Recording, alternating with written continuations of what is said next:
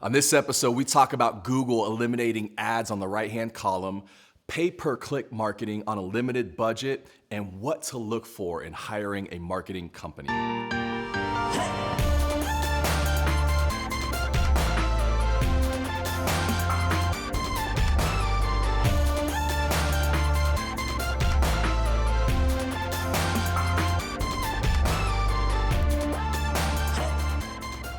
Hey everybody, what's up? Welcome to the 88 Dental Marketing Show. This is the internet's only dental show that's answering marketing's most important questions. I am your host, Joshua Scott. This is episode number 42, and we're on location here at the 88 offices. So glad to have you guys. First week in the new space, finally finished up, except for we're missing our giant conference room table behind us. So we thought we'd substitute the Lowe's folding table for the moment, which Caroline is enjoying. So that's the status. Maybe we'll give you a little tour on video or just give you some shots here in the show of just some of the new space. But we're excited to be here, excited that you're part of the show and that we can start filming on a regular basis again, because I know you've missed it. I've missed it for sure. But so a few pieces of news.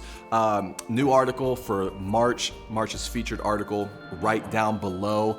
That's who owns the moment. And again, we're talking about customer or patient experience versus customer service. So check that out, whether you're watching on Facebook or YouTube. It's right down there in the show notes. And also, now is the time of year, spring, when local study clubs are booking speakers for their 2016-2017 season. If you're part of a local study club, you know a study club organizer or your local dental societies, man, I'd love to come speak. Marketing is such a fun topic, kind of gives a break from all the clinical lectures, and we have a good time. So if you would plug my name or send them to my site or even ask me, I'll send you a speaker kit. Would love to do that. So keep that in mind and just shoot me an email. All right, let's get into the show. Question number 1 from Ryan. It looks like Google just sliced off the ads on the right side and tossed them in the dumpster.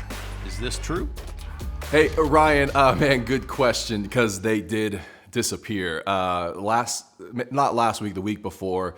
Yeah, you know, and it's as goes with Google, man. Sometimes you just wake up in the morning and stuff is gone or it's changed. And so it's really, so what we have now is they added one to the very top, got rid of all the ones on the right. Actually, I think added another one or two at the bottom. So we're seeing more there. You're seeing now 4 paid ads at the top, followed by the local listing pack, which is 3.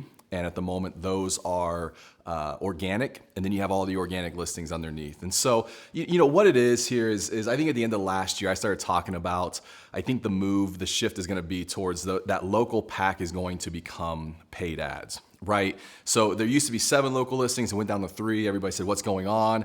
We were saying it looks like Google's going to start charging for that placement. And I think what they needed to do before that was get rid of all the ads on the right. Because now if all the ads on the right and the ads at the top and the local pack, and it's also a mobile first move.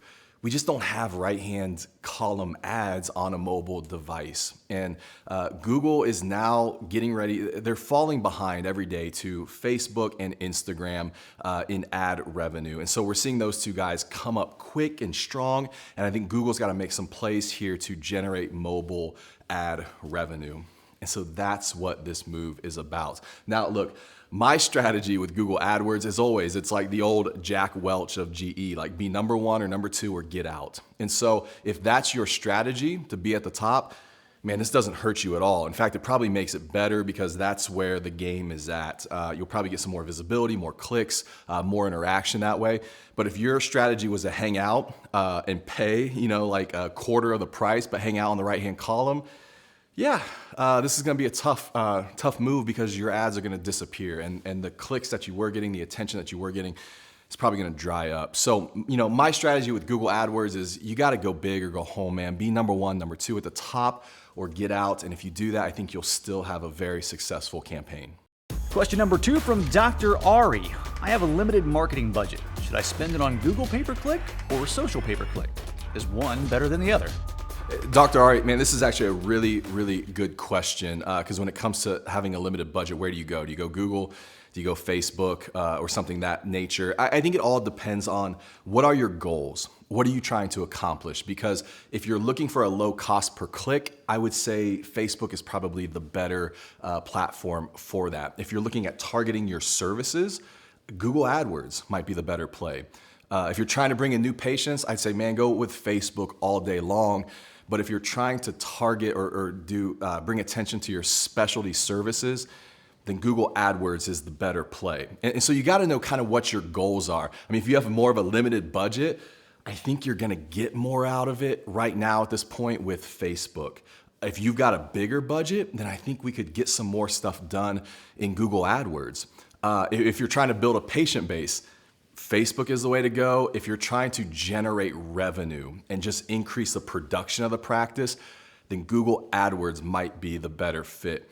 And so I think in the end, we got to talk about goals. We got to talk about what you're trying to do. If we're trying to drive traffic to the website, man, it's probably Facebook. If you're trying to get increased SEO because you're not showing up in a Google search, then AdWords may be the better way to go. And so you see that it's just kind of all over the place. The limited budget makes me think Facebook might be the better way. But again, let's address goals. Let's figure out what it is you're trying to do and then plan and strategize accordingly. Question number 3 is from Valerie. How do I go about hiring a dental marketing company? Hey, Valerie, this is a really great question because, this is what we do, but it definitely gives me a chance to talk about it for a moment.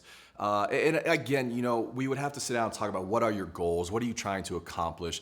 Because if you want to be hands-on and you've got a low budget, then maybe part of this is DIY and you're bringing on a company to help just kind of supplement or complement some of the parts of the plan. But if you want to be hands-off and it's a bigger budget and it's just something you've been handling but haven't had a lot of confidence in, then maybe you bring in a more experienced, comprehensive, kind of full-service team to handle it. But regardless, what I would tell you is trust is huge.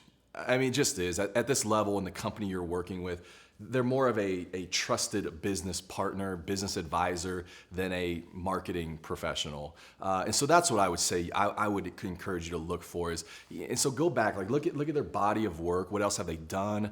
Their area of expertise. Again, if some of this is DIY and you're just starting off, you may not need a dental specific company, but man, as you get down the road, that might be necessary is to have somebody that understands this space 100%. I would be careful of quick fixes and low cost.